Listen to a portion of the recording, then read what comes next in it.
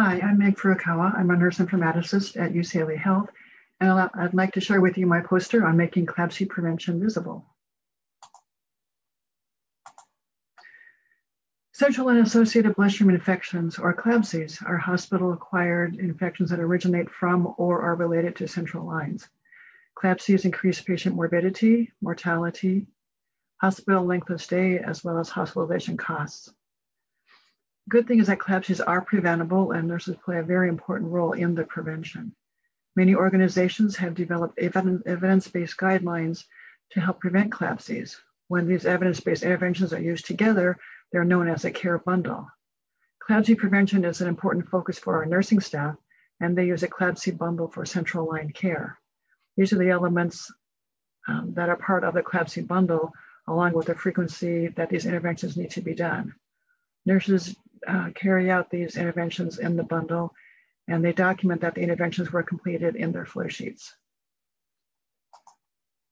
The challenge that we face is that these elements are documented in different places in the EHR, which makes it difficult to easily tell if bundle elements were due to be done or had already been completed.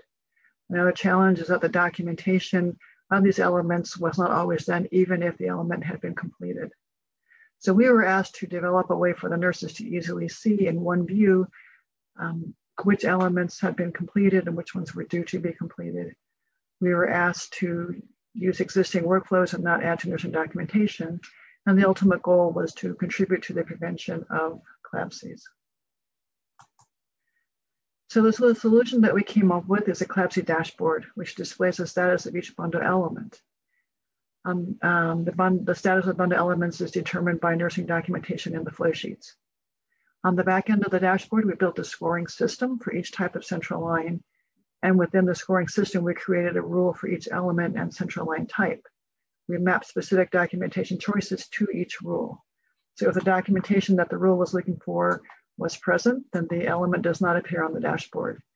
If the documentation that the rule is looking for is not present, then the element did appear on the dashboard.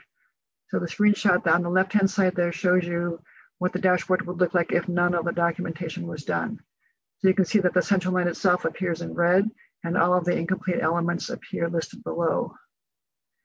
The screenshot in the middle is more what a nurse would see typically during a shift, and only those elements that are probably due to be done on that current shift would appear. The central line still appears in red since there are elements that need to be done, and then only those elements that need to be completed will appear. Everything that's been done and the rules are satisfied do not appear on the dashboard. On the right-hand side there, you can see a screenshot of what the dashboard looks like if all the elements are completed and the documentation is done. So you can see the central line itself appears in green, and there are no outstanding elements listed below the status there. And then you see we also added a link to the flow sheets from this dashboard, just in case when our nurses are looking at it, they realize, oh, I just didn't do my documentation. They can just click on the link and be taken directly to the flow sheet to complete their documentation. And the nurses really like being able to see all of the bundle elements in one place. They feel it's kind of easy for them now to tell what elements need to be done and which ones have already been taken care of.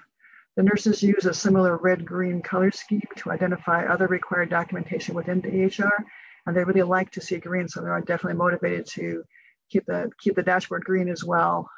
The documentation has definitely improved, and our CLABSI committee does believe that the dashboard is contributing to a downward trend in our CLABSI numbers. In terms of lessons learned, we found that dashboards are useful tools, and they've been able to show staff a lot of information in one place. Anytime you are creating a dashboard, though, it's important to make sure that clinical users are involved early on in the process to make sure that you understand really the workflows that they are using, as well as how this dashboard will be incorporated into their workflows. It's also important to understand the content that's going to be required, as well as where this content is going to be documented. And thorough testing of dashboards is necessary especially to account for variations in documentation, if you're driving it based upon documentation completion or not.